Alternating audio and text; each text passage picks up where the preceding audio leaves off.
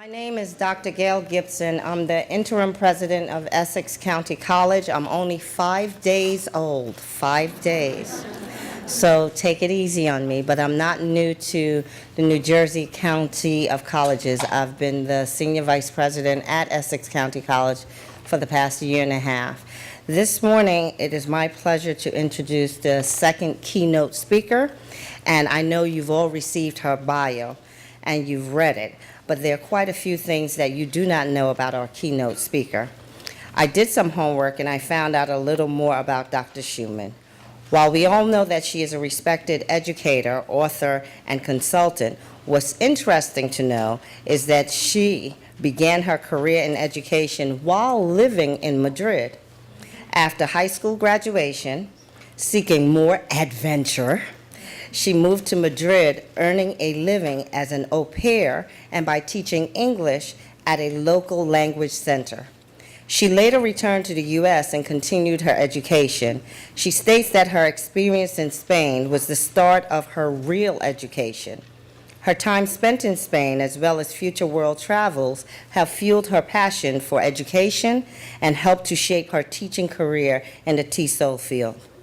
Another interesting fact that her bio doesn't share with you is that in 2002, Dr. Schumann, along with her husband and daughter, completed a rather interesting trip. They began in 1983, a bike ride around the entire perimeter of the United States.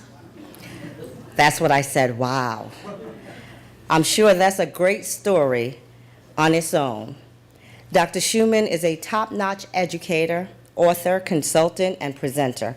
I'm sure we're all eager to hear from her this afternoon as she shares some of her insights with us. So without further ado, please allow me to introduce our keynote speaker number 2, Dr. Cynthia Schumann. I can't believe that she uncovered that fact. It is out there on the internet, but that wasn't what I was planning. That's not the story I'm sharing today. But it was over 20,000 miles that we did around the perimeter of the United States, a very long journey. And we went up the Jersey Shore, and so I know that intimately. We made friends with another cyclist along the shore that always raved about the Pinelands, so someday I need to visit the Pinelands. Haven't been there yet, though. And when I fly over New Jersey, I recognize that coastline. It's beautiful. I want to thank you very much for inviting us to be here today, and I sense the excitement in the room, the excitement for change, and I sense that as well in the white paper. That's such a finely crafted document. A lot of thought, a lot of negotiation has gone into that, and I think it's a really smart document with good guidelines, good advice. What I'd like to share with you today is, I'm calling it a case study initiative on Project ACE, which is a project at Miami-Dade College that I've been involved with from the actual authoring of the grant. It's a Title V grant for Hispanic serving institutions, and the ACE means Accelerated Content-Based ESL, and so the focus has been to offer a pathway or a venue for students who are able to move through English language learning a little bit more quickly than some of our traditional students, and we've had great success. So I hope I can share with you some elements of our project that will give you ideas of ways you might try new initiatives here as well. And Howie also, I know we met with them in November, and I'm happy that it was through your influence to have us invited here today as well, that they're replicating some of what we've done at Miami-Dade College at Union County College.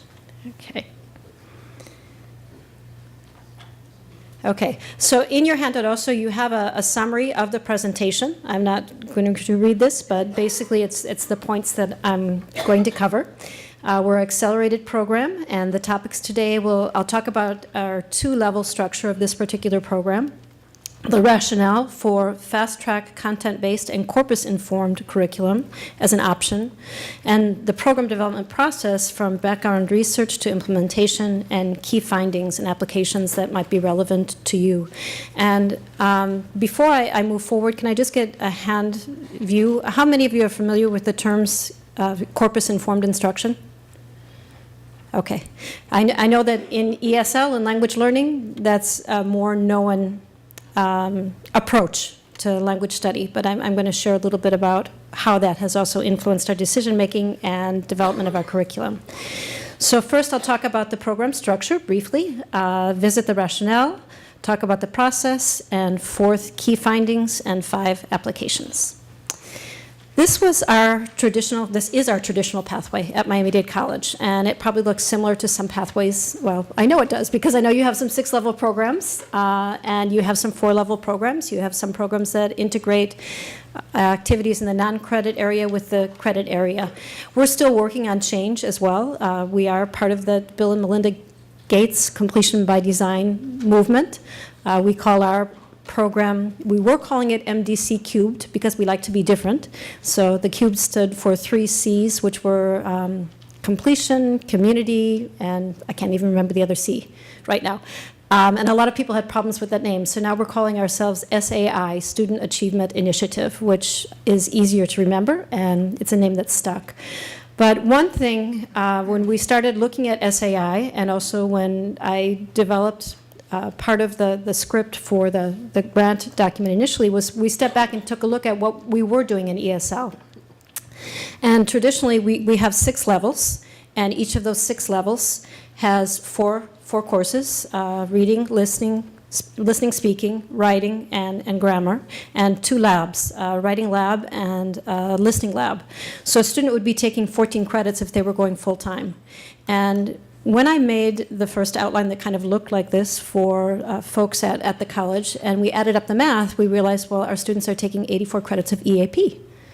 And as Dr. Lau had put up the graph earlier, well, you know, if 60 credits is an associate degree, why are they taking 84 credits of EAP? And we've been, this particular curriculum, we revised in the year 2000, so 13 years of delivering in this type of style. And then prior to that, we had something similar, but we did go through a change in 2000. And it's worked pretty well. Our students are learning, our students are progressing, but we feel that we can do better, facing the constraints that you mentioned that we are facing now, and the reality of life nowadays, that people can't afford all that time. Even though we'd love it, and those of us who like language learning, I mean, I would love to go to Italy for a year, or 2 years and take 84 credits of Italian, but that's not really realistic. So Project ACE proposed a two-tier model, intermediate and advanced, and it came up as a total of 24 EAP credits versus the 84 you saw on the 2 slides prior. Plus, they're taking 8 college credits concurrently at the same time. At the intermediate level, the students take CGS 1060, which is an Introduction to Microcomputers course, and that's one of the high-frequency courses that you also mentioned were being looked at as one of the big ideas.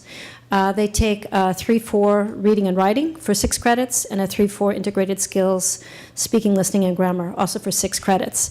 We had some discussion about which skills to integrate, and at another time I'd be happy to share with ESL folks how we came to the decision to go with reading, writing, and listening, speaking, grammar, but that is that's an issue to this day that we keep debating and talking about, but that's what we decided for Project ACE.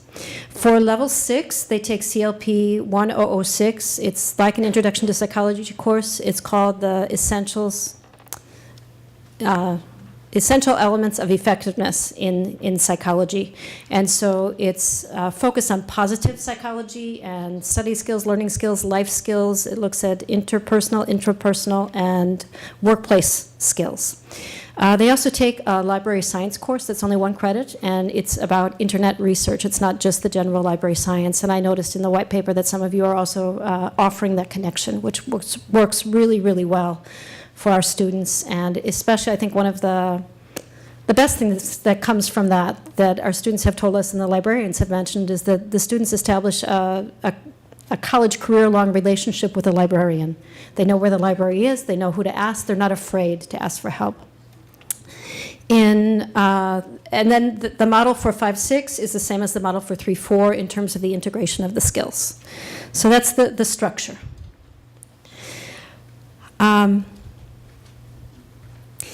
This slide is our rationale for fast-track, content-based, corpus-informed curriculum options. And this comes from the document that we prepared when applying for the grant. And so even what we have here now as a rationale has evolved in terms of things that you might find addition to add to a rationale for a program structure such as what is being proposed. One of the, first of all, some students can learn English at a faster pace. Do you agree with that premise? Yes, okay. And what we found in the literature is that what really can predict whether or not they can learn at a faster pace is their level of literacy in their first language. If they have a high level of literacy in L1, then there's going to be ease of learning L2. We've also found that a sustained systemic accelerated option really enhances success. And part of what I saw in the white paper and part of what we've had at our own college has been experiences with many other types of acceleration or bridge courses, learning communities. Mark, you gave it another name. Anyway, but those connected courses, well, concurrent enrollment. And the thing that happens, I mean, they're all great ideas, but sometimes it starts in a small place. And it starts with good ideas. It starts with a small group of faculty who are really committed and interested, but then somehow it's not sustained. And part of it not being sustained is not having that really strong institutionalized administrative support for the program. And so when the players change, then things start falling through the cracks. So what ACE has helped us do is really make this something that's institutionalized and supported administratively. And even though this is actually the last year of funding, and I've had some students come and say, oh, I heard ACE is going away. And I'm saying, no, we're not going away. We're institutionalized. But we're not going to have the same type of funding, but it's part of our college culture now. So I think that's really important in terms of having an option that's accelerated, that works and is sustained. It's systemic. Another premise, a rationale, is that content-based instruction promotes efficient language learning. If students are learning about something that's meaningful and relevant, they're going to be more motivated to learn. And this goes back to Dr. Friedman's mention, or the quote he gave earlier, about programmatic isolation and unrelated coursework will decrease motivation. And what I did for this slide was I actually inversed that to make it sound a little bit more positive. Programmatic inclusion and relevant coursework will increase motivation. And this has been documented in the literature that it does. So we can have confidence in integrating content-based instruction as part of a ESL learning program. It's going to work. A corpus-informed instruction focuses on high-frequency language aspects. So what that means is that we take a look at what are the high-frequency words, what is the high-frequency grammar structures that students are encountering in those common courses that they're taking at the college level, and we use that information to inform decision-making in language instruction. Also, there's no surprise, immigration trends continue to indicate a need for serving these non-native speaking populations. And so that's what we found through the review. One of the concerns that ESL faculty raised to the idea of accelerated options is that students need time to develop competency in the second language. And in particular, they raised the discussion of BICS and CALP, which Mark had mentioned. CALP is the Cognitive Academic Language Proficiency. And there's research out there by Jim Cummins that indicates that it takes a student from 5 to 7 years to gain cognitive academic language proficiency. So how can we anticipate that within a year or 2 years that the students are going to have enough English to be successful in college classes? Well, first of all, I need to mention that Cummins' research was really done on immigrant children in Canada who are facing policies and practices that really negatively impacted their access to education, whereas the students that we are talking about are adults, and some of them come with they don't come with the same literacy issues that children have, and they are able to learn more quickly than children are. Sometimes the ELLs already when they come, they already have CALP in their L1s, and they're dealing with transfer and L2 learning. Depending on background, actually sometimes BICs, which are basic interpersonal skills, are more challenging for adult ELLs than CALP. Alexandra, when she gave her story, talked about working in the bakery, and the first thing she needed to learn, besides the hello, the thank you, and goodbye, was those basic communication skills of interacting with a public in a place like that. And she said she took English classes in school before she came. So those classes in school, you're taught some vocabulary, you're taught some grammar, but then when you're placed into a situation where you need to communicate, that's your first challenge. So I think we need to recognize that adult students learning English as a second language are different from children. And although there are traditional research aspects that say it takes from 5 to 7 years to acquire cognitive academic language proficiency, we're referring to children, and adults have potentials that I think sometimes we overlook.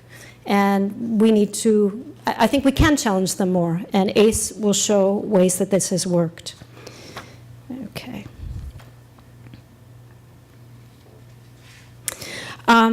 Some of the research that I'm talking to you about, I want to let you know that you're going to have access to these and many other links at a site in portaportal. Are you familiar with portaportal? Nobody, okay.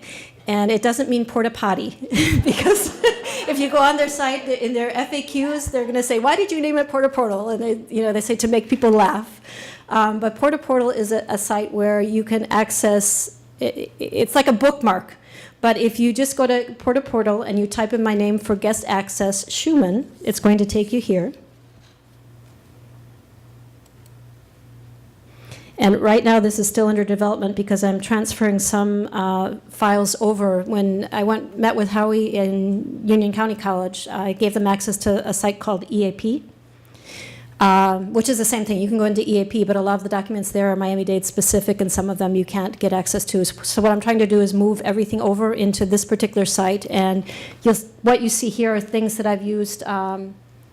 For example, I just did some work with Brazilian teachers on critical thinking. And so I'm trying to collect links and handouts and references that can help you. And Howie had mentioned, for example, in the EAP site, we have a lot of links to all the different programs in the country that offer credit for language learning, credit certificates. And so you have examples. And I know you have lots of links already that are sent in the back of the white paper. Mark sent me some more links, so I'm going to put them all up on the site by the end of next week. Give me about a week, okay?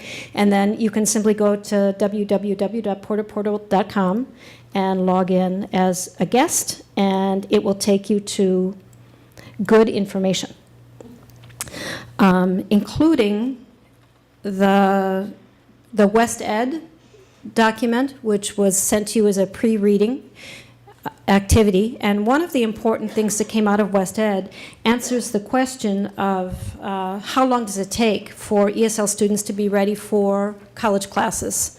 When can they start taking content classes? They address this question by considering the number of hours of English instructed needed to gain sufficient proficiency. And they determined that between 500 and 1,000 hours would be enough for students to start taking some of their content classes. At 500 hours, they could take some of the less linguistically demanding classes, like math, even though math has definitely its own language components, okay? And then as they progress, by the time they got to 1,000 hours, they should be able to be somewhat independent learners in their college core classes. Each level at Miami-Dade has traditionally configured at approximately 250 hours. So that means in our institution, by the end of level 2, when a student is getting into level 3, according to the West Ed research, they should be able to handle math courses. And again, we're discussing this at our campuses right now. In the ACE program, the students at level 3-4 are taking the CGS 1060 class. The book is about this thick. When they get it costs close to $200, maybe even more than $200. When they get that book in their hands, they feel like a real college student, but they're kind of in shock. They don't think they're going to be able to handle it, but they do. Our students get all A's and B's in that CGS 1060 class. Nobody has gotten a C so far. So they can do it. I know that from experience.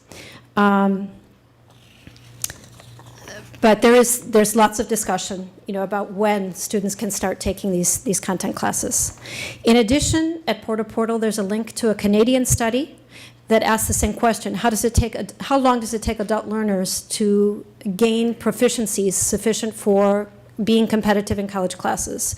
This study looked at 1,387 adult learners from an array of programs in Canada that were taking periods of 250 hours of instruction, and they used that as a benchmark. After every 250 hours, they did proficiency assessments to see what their proficiency gains were. They were in the 4 skill areas: in listening, in speaking, in reading, and writing. It's a great study, and I highly recommend it to you. The 3 important findings that came from that is that primarily from their descriptive data, the primary factor that influenced how well they did or how quickly they could gain proficiency was not which was their first language, and they had many Chinese language learners, not whether or not they were multilingual or not, but it was by their level of education, how many years of education they had had prior to taking English. So I think we all know this, but we don't always acknowledge this, and it's important to acknowledge.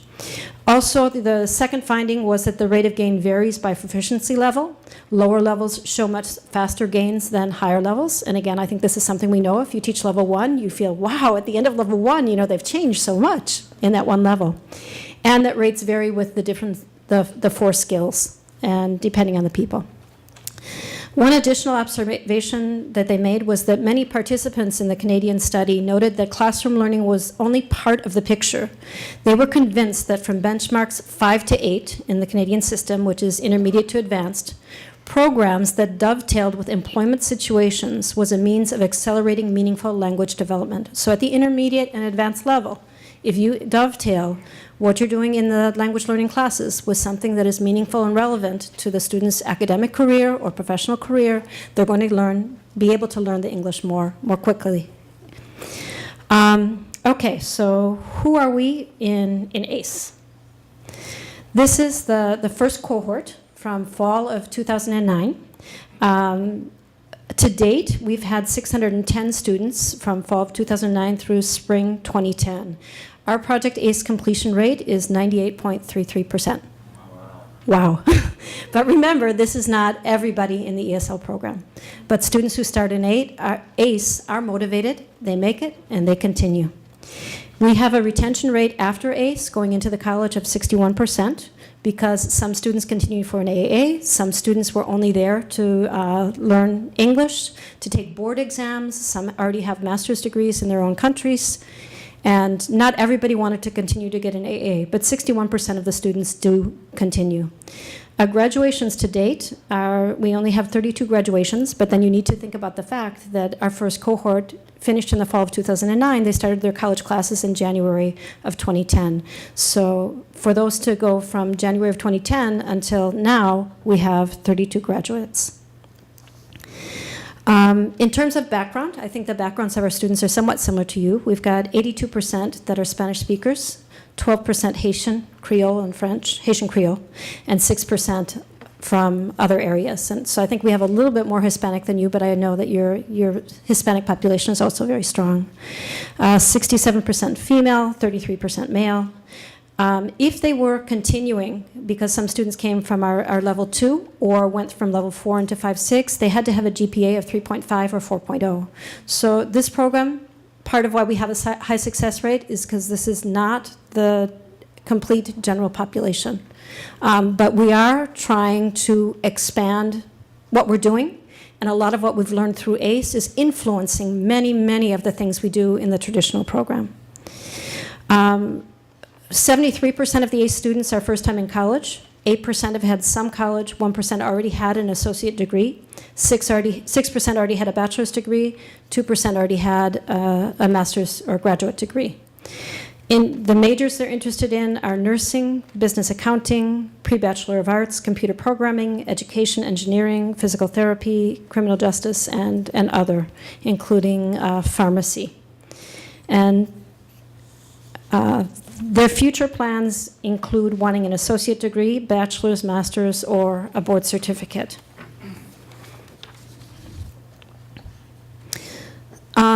As we began the project, of course, we came up with objectives to apply for the Title V funding. And these were first to help students with strong academic backgrounds to learn English in an efficient and effective way. And I remember brainstorming before writing the grant, and we were thinking about, say, for example, designing a grant for Generation 1.5 students or students who had certain special needs populations, which I think many grants do meet the needs of students with special needs. And in the end, we decided to write a smaller grant. It was 1.9 million, but we could have asked for 5 million. We wanted to ask for something that was reasonable and doable. And I have always felt as an ESL instructor that I have a lot of these students in my classes that are really strong, that, like Alexandra, that could move along more quickly, and that we weren't meeting their needs either. And so in a way, it became kind of like an honors ESL, but it's become much more than that. Another objective is to increase retention and matriculation rates of EAP students, to enhance collaboration among different departments and faculty and administrators, and then disseminate our findings in terms of research and curricular practices to other campuses and colleges, which is part of why I'm here today.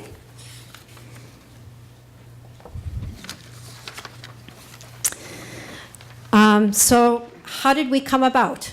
Well, as I mentioned, we gathered together as a grant proposal writing team around a round table. I was there. The dean of students participated, the academic dean, the program chair, the person from the lab, and I guess that was it. Oh, no, the person from the grants office, very important person to include. So we were all kind of sitting around the table and brainstorming, and eventually we got this proposal written, all contributing our parts. We were awarded the grant. We got the notification letter in the fall of 2008.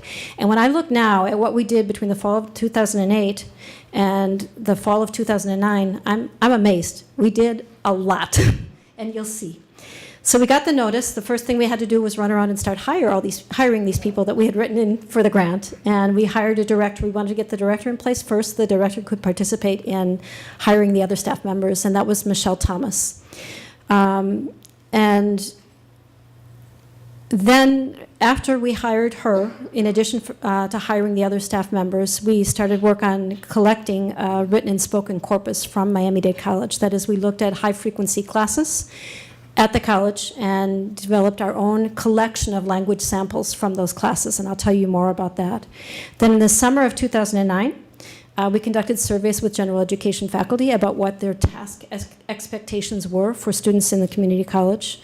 We analyzed the corpus, the language samples we had collected, and we had a seminar for EAP faculty that we hoped would begin teaching in ACE classes in the fall. And in the fall of 2009 was our first cohort of classes, and I was one of the faculty teaching, of course, because I love them. Just kind of an overview of what we did in those, now being in year 5, practices that really contributed to the institutionalization and sustainability of this program. What were some of the things that I think are important that you should be thinking about if you want to replicate something that is sustainable and institutionalized at your own institutions? First of all, the localized corpus findings that we found about language, vocabulary, and structure really compared to and reflected larger national corpora. There's a corpus called the Corpus of Contemporary American English by Brigham Young University. There's a corpus at Michigan State University called My Case. And so what we were finding was similar enough to what's out there already that it gave us confidence that we were making good decisions. And part of what I want to share with you here is that because we've done this research for you, you can also feel pretty confident that the things I share with you today will also be reflective of the types of language that are found in your high-frequency freshman level college classes. Also, the courses we chose to investigate were right fit courses, which I think you're doing as well, looking at the 10 high-frequency courses that students take in general education across the state. So those are the best courses to have as concurrent or learning community courses for your students, because for them to get an AA or AS degree, those are the courses that they're going to need to take. So that's a right fit. We chose a backwards design approach And as I said, when we had our EAP curriculum review in 2000, we thought we were doing backwards design because we said, well, at the end of EAP level 6, we wanted our students to be ready for freshman composition and their gen ed classes. But now, with completion by design, we're looking beyond that and saying, well, we want our students to be ready to graduate. What would it take for them to be able to complete? So backwards design, stepping even beyond freshman composition and freshman gen ed courses. We had exceptional staffing and teamwork. We did a great job of hiring our director, and our director turned around and did a great job of hiring the support staff. So that's been just a pleasure to work with. We also made very strategic use of expert consultants, in particular a retired faculty member from statistics at Florida International University, and then 2 consultants from Georgia State University who are experts in corpus-based instruction. And we also worked with someone from California, Kathy Bailey, who's an expert in content-based instruction. Throughout the 5 years, we've had ongoing focus groups, survey research with students and faculty. Because the students were part of this grant project, they signed waivers, and we've been able to collect data all 5 years. And they've been part of the experiment. And what we learned from those focus groups and surveys caused us to change what we were doing in response. And in general, we've gotten positive feedback during these surveys and focus groups. And as far as students, we have waiting lists to get into our classes, so students like them. We grew gradually. We grew strategically. We didn't try to do things overnight. We didn't go cold turkey. We built in support for faculty participants, and I think that's really important because faculty are busy people. Everybody is busy, and life nowadays gets busier and busier, but if you really want this to be sustained, it's important to have that support built in. We supported regular contact. Faculty got release time for teaching these classes the first time they taught around, and release time for some of the support work they've done with the courses. And adjunct faculty got task points to come and work with the faculty ongoing. We have evolving professional development offerings. That first summer, we had a 2-day seminar to great turnout. The fall, we had another 2-day seminar, and then we moved to an online edition. And then in the second year of the grant, we had what we called materials writers workshops, and that was across a period of semester. We'd meet with faculty once a month at different campuses, and they'd all come together and be developing materials tied to what we had learned. So it's been something very wonderful. Okay. So what are our key findings to date?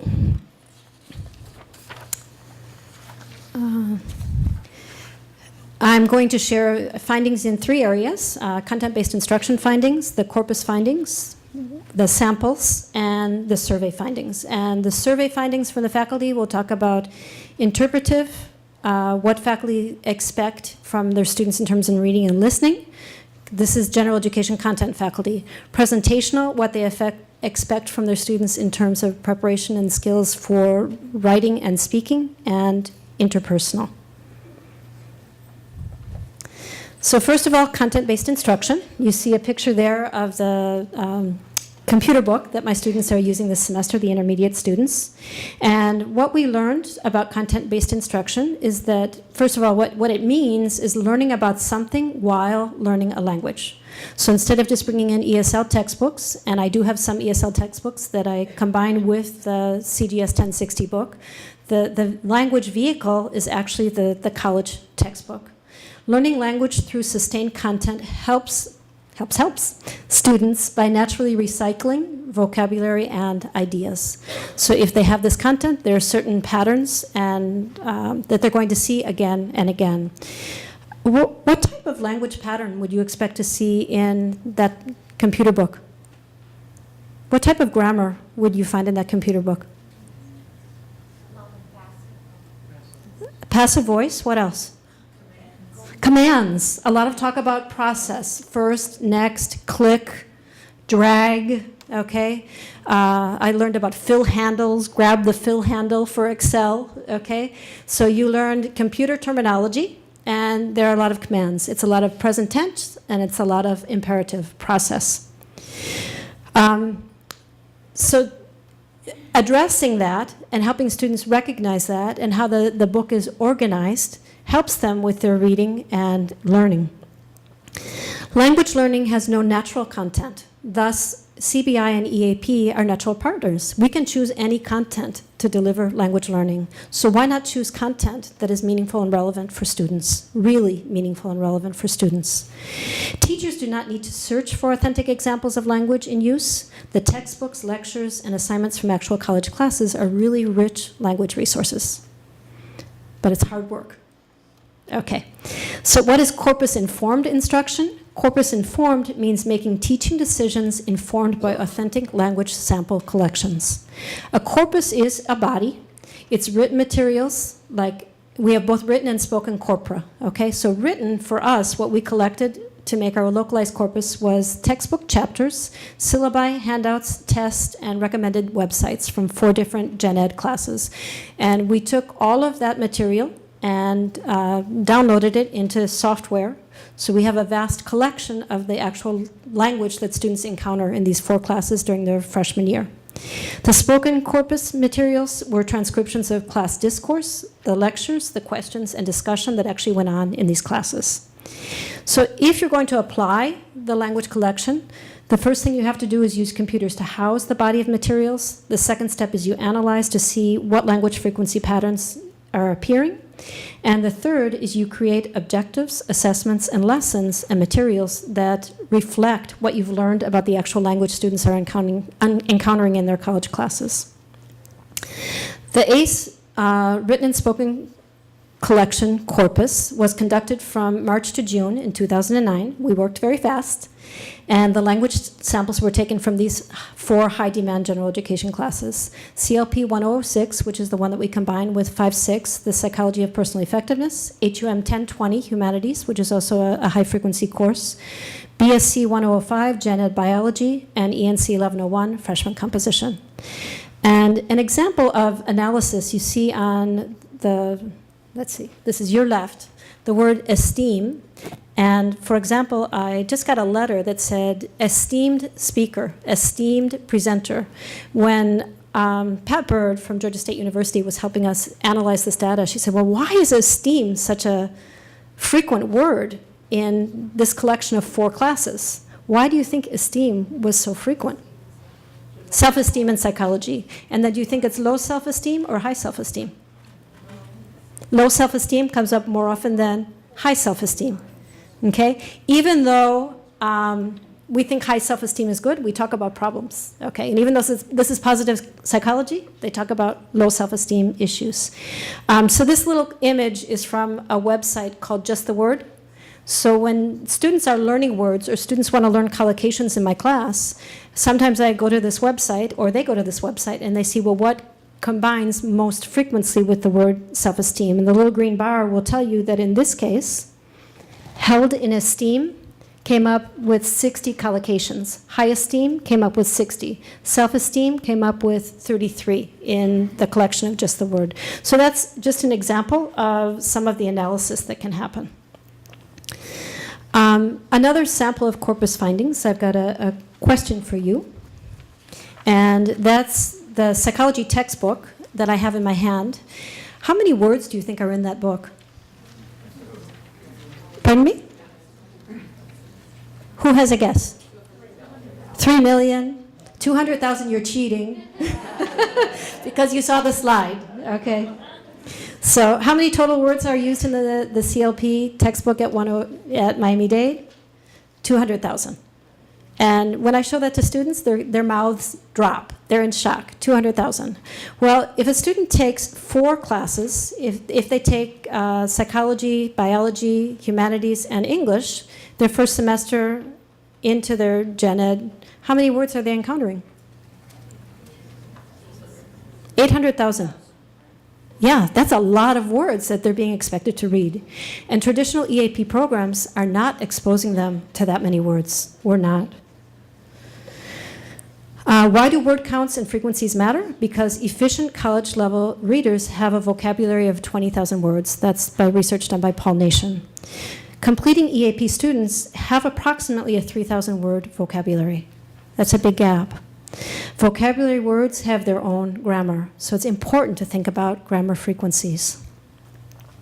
So the ACE written corpus for the 4 courses combined, I gave that away, we said about 800,000. Our corpus is actually 770,000 words for the written corpus.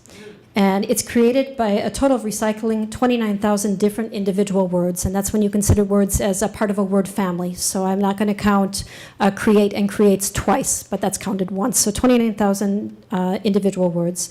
The words the, and of constitute 10% of all the words in written materials. And as I said, that's reflective of what's found nationally in other corpora. And so that's why we feel that what we're finding matches with what else is out there. And there are many tools and resources you can use. I don't think you need to collect your own localized corpus, but if you want to, I'd be happy to help you. Those images are coming from the psychology book. The upper picture is part of the text, objectivism versus constructionism, and then that's a look at the syllabus. And I just wanted to put those 2 images there to remind you that the written corpus includes not only the textbooks, but also the tests, the syllabi, websites that faculty send their students to. It's a big variety of language use, but 29,000 different words. What did we learn from our corpus in terms of key findings with regard to vocabulary and grammar?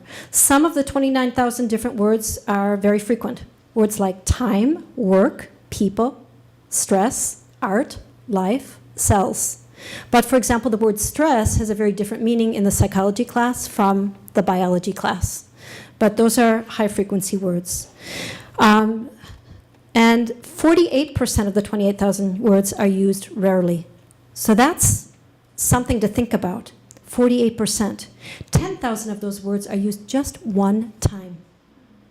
Just one time out of 770,000 words.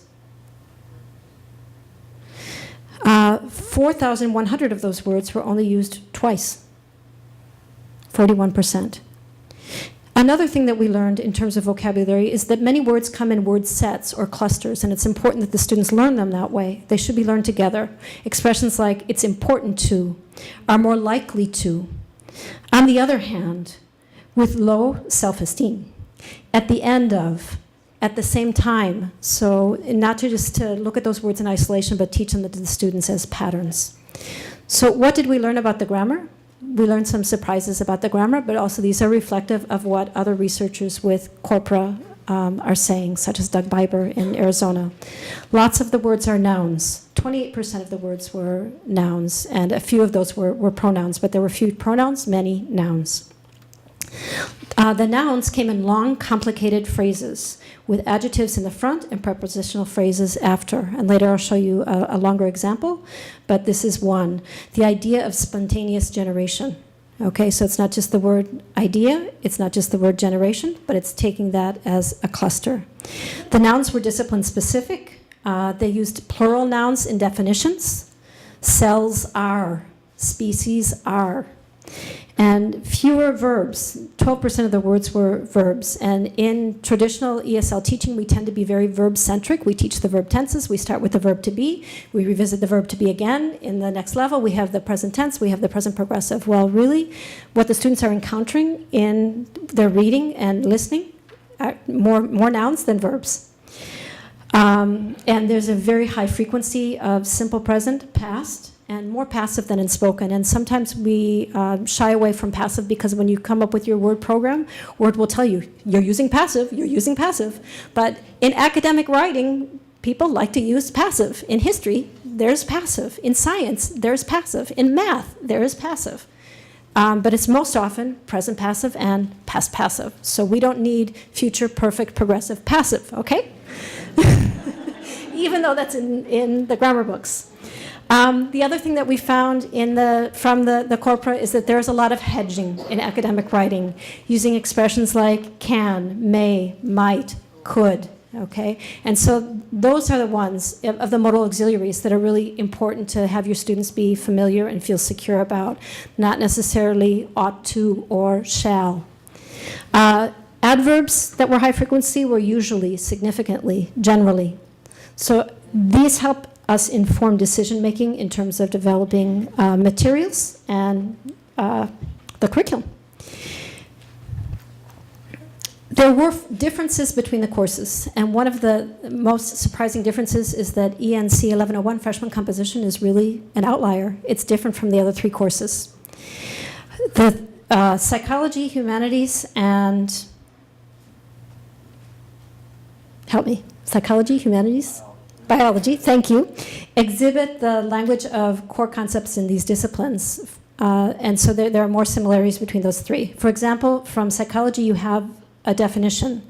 Sensation involves the physical process of receiving stimuli which connect with our sensory organs and receptors, and then transmitting that into electrochemical impulses or signals within our nervous system and brain. Perception occurs when? How is that for our students to read? It doesn't sound like an ESL textbook to me. But that's the reality of what they're facing, and that's what my students are reading in their advanced classes.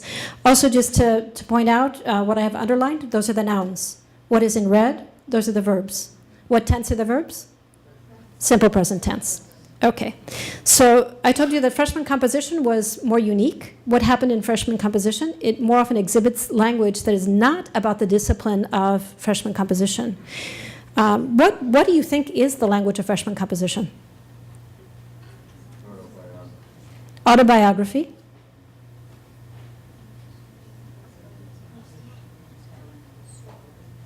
Narratives.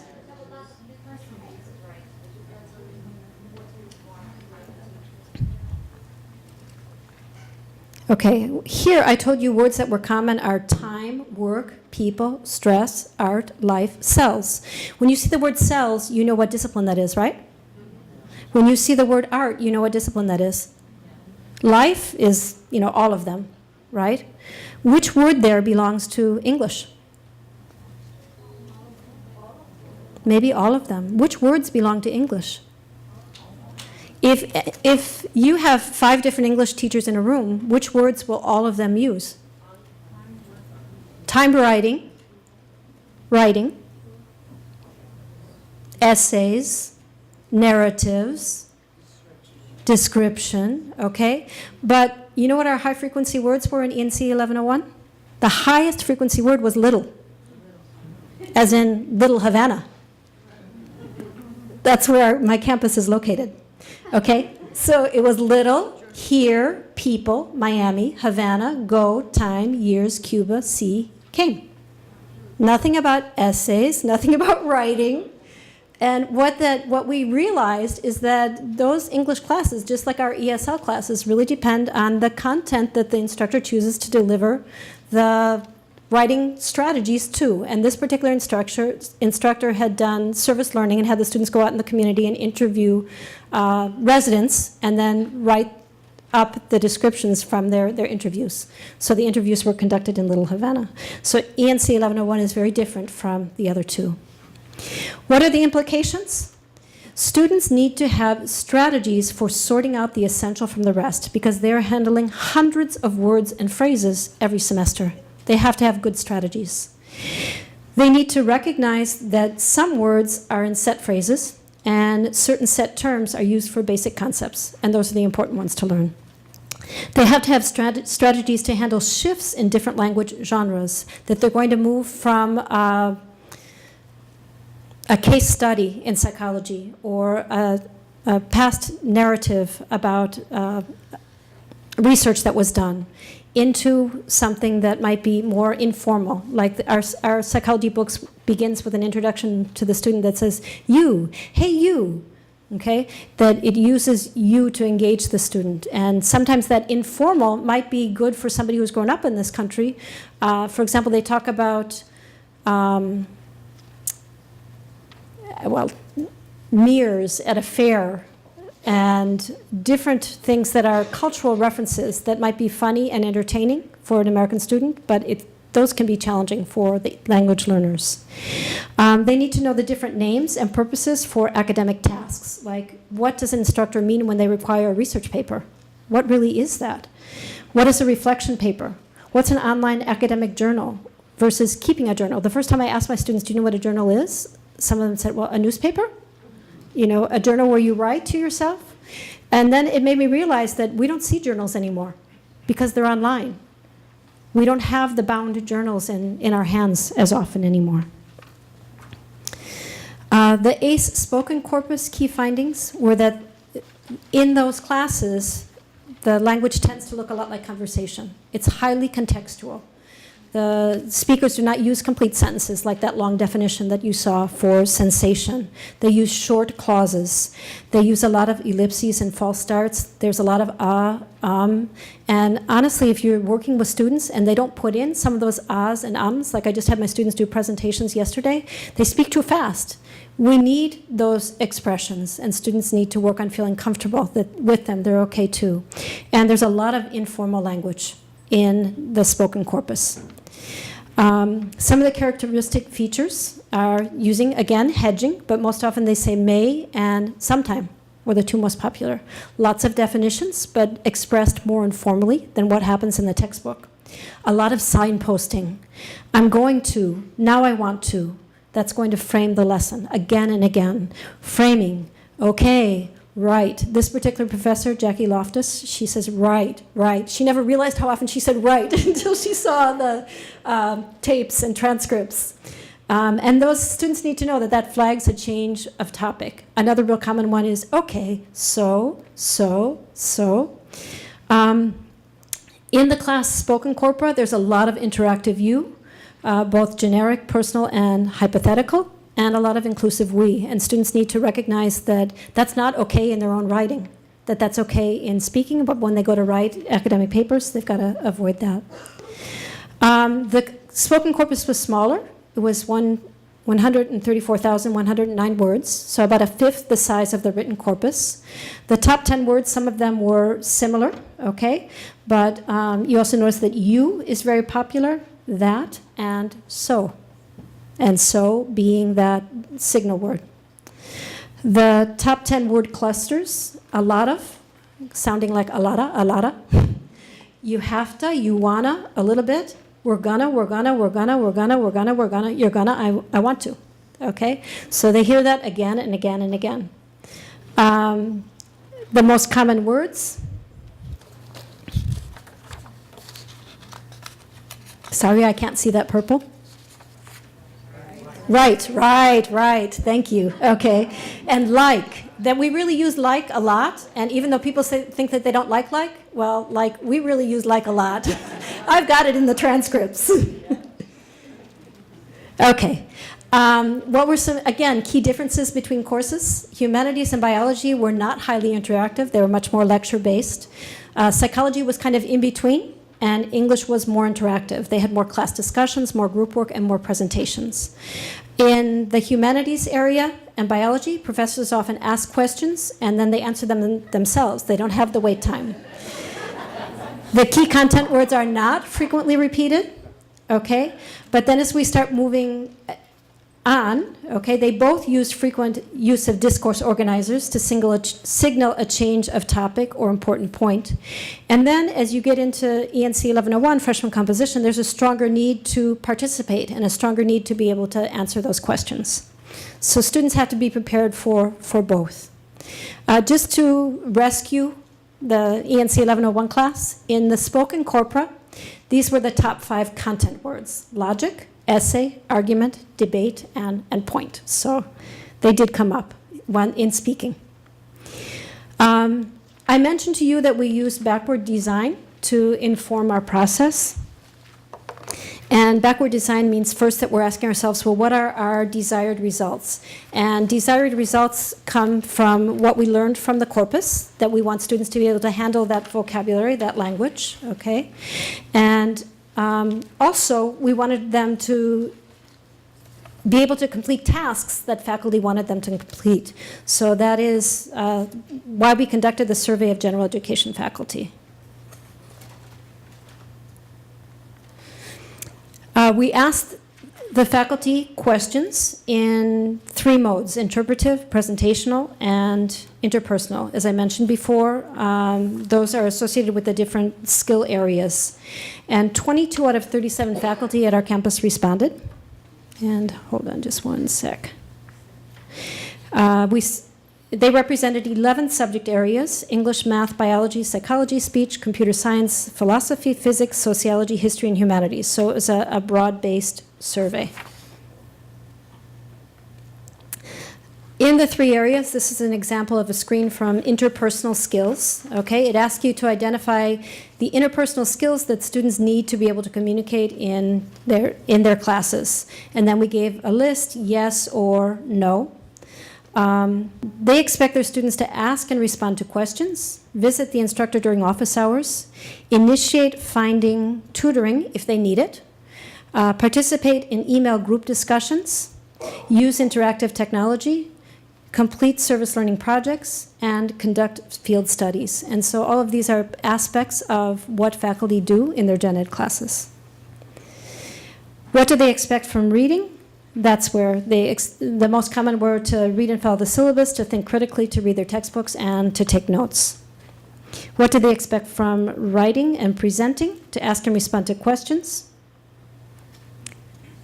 I flipped these, I'm sorry. To use technology, use notes, paraphrase, summarize information. And what kind of papers are they expected to write? Reflection, response. We came up with the term R paper, that faculty often require a response, reflection, or reaction paper.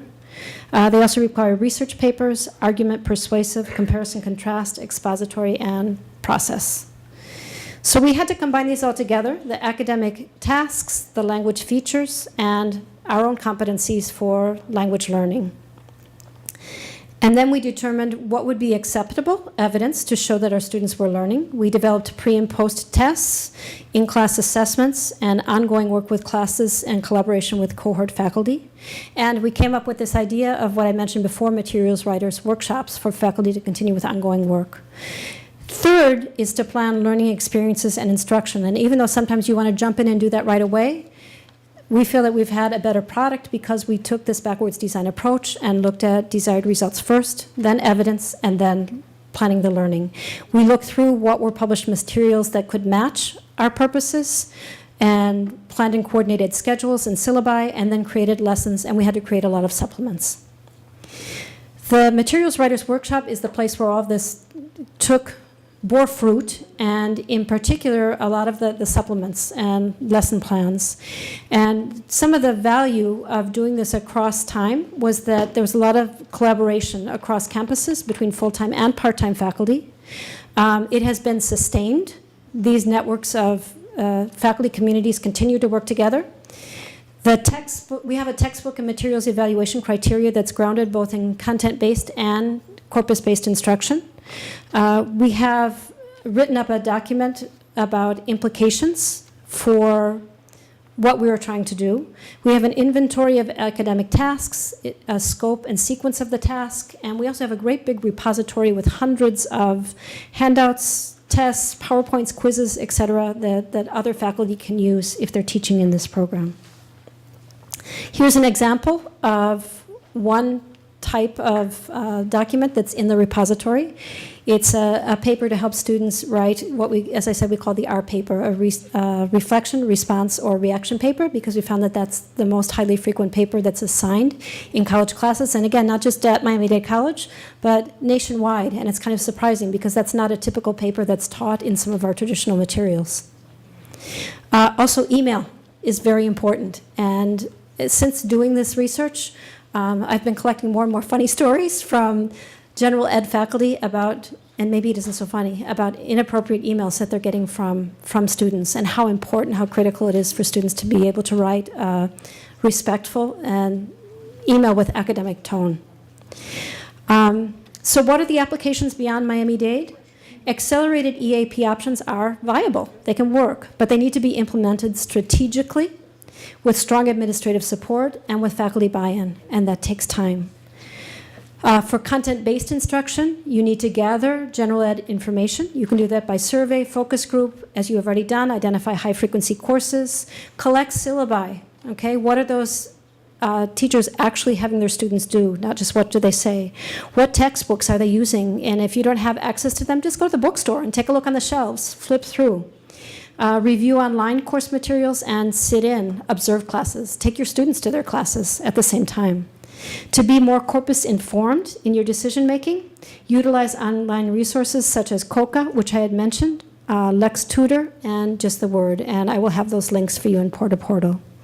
If you want to use a materials writers workshop approach, just keep in mind you want faculty ownership and collaboration that can lead to effective designer materials for efficient language learning and academic success. Okay, so we're almost there.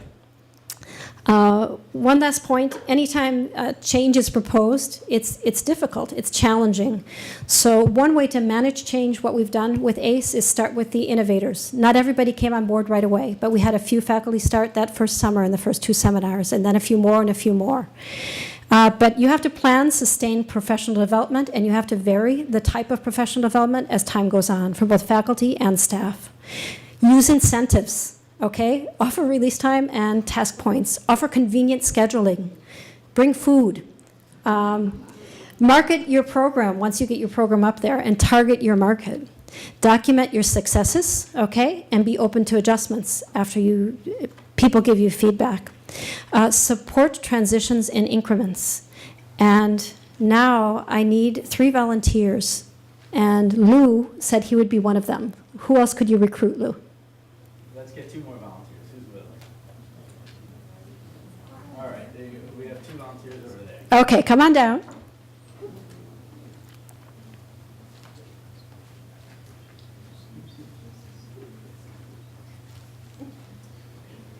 We'll have to see if you can learn something new, or maybe this will be something you know already, okay?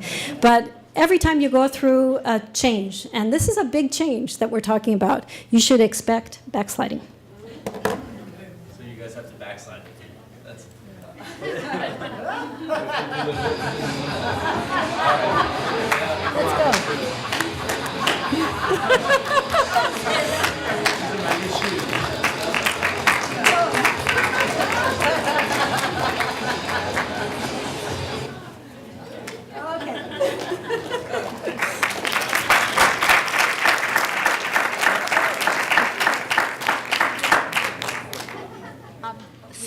Thank you for the wonderful presentation. And you mentioned that there is a waiting list of students who want to get into the program and they can't. What are they doing in the meantime? Where are they? They're taking the traditional program, and some of them don't come back. We lose some of them. Uh-huh. So we need to offer more sections of ACE. And another very quick question. You mentioned that some of your students, 2%, have master's degrees. A lot of them have bachelor's degrees. That means they disqualify for financial aid. I know. They cannot and, get it.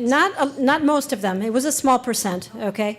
And yes, so they have to pay for their classes. They don't get financial aid. But that's another thing, is that we think some of them actually have more education than they reveal because of financial aid. Mm-hmm. Okay, we have one last question. Cynthia? Yes. You mentioned that this is a program for people who have strong L1 language skills, so that kind of leaves out the Gen Ed 1.5 students. It leaves out students that don't have that strong L1 background. So have you considered anything for the future along these lines, maybe a modified type program to help either one of those populations? Yes, we have, and yeah, they are, a big part of who we are. And I do have some Generation 1.5 students in my classes, not ones that have come in at middle school, but ones that have come in at high school and have demonstrated that they're able to learn quickly.